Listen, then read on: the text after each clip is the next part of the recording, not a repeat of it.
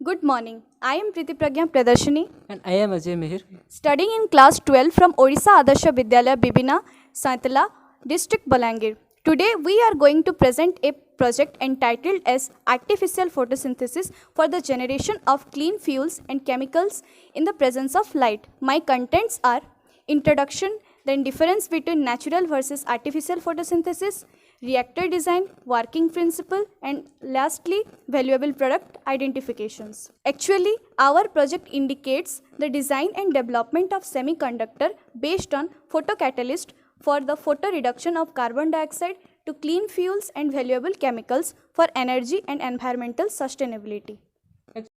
Actually, today's growing population and enormous utilization of fossil fuels as the feedstock to meet the current global energy demand, the release of a massive amount of atmospheric CO2 is taking place. The increase of the atmospheric CO2 concentration leads to severe issues like climate change, air pollution, and various diseases in human beings. Because of this, an alternative energy source is required to fulfill the current as well as future energy demand. The utilization of CO2 to various value-added chemicals, especially to fuels, is one of the most promising research areas of the present era. We all know about the natural photosynthesis process, but now a question arises. What is artificial photosynthesis? This slide represents the difference between natural and artificial photosynthesis. In this case, both are similar, but the generation of product is different. In natural photosynthesis, utilization of CO2 and water in presence of sunlight, it gives glucose and oxygen. But in case of artificial photosynthesis, utilization of carbon dioxide and water in presence of photocatalyst give rise to clean fuels and valuable chemicals. This is a schematic representation of natural and artificial photosynthesis.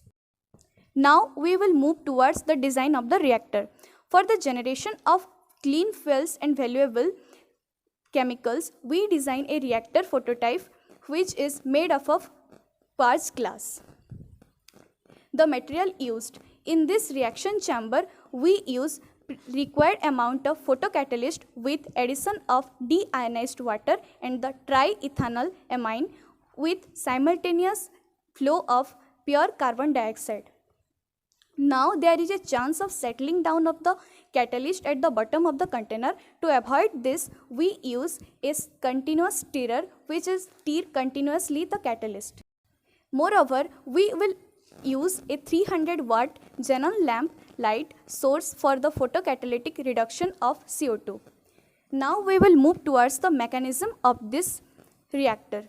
In the presence of light, the photogenerated electrons are migrated from valence band to the conduction band of the semiconductor and holes are left behind it.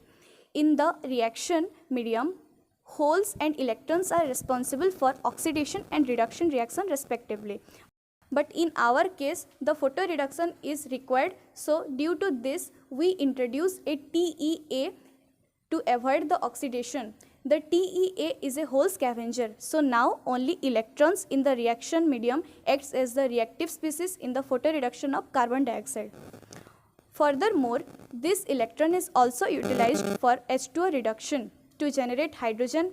This hydrogen and electrons simultaneously utilized for the photo reduction of carbon dioxide to clean fuels and valuable chemicals. Finally, the photo reduced product is analyzed by the GC or the gas chromatographic techniques. This is the detailed working of the reactor vessel.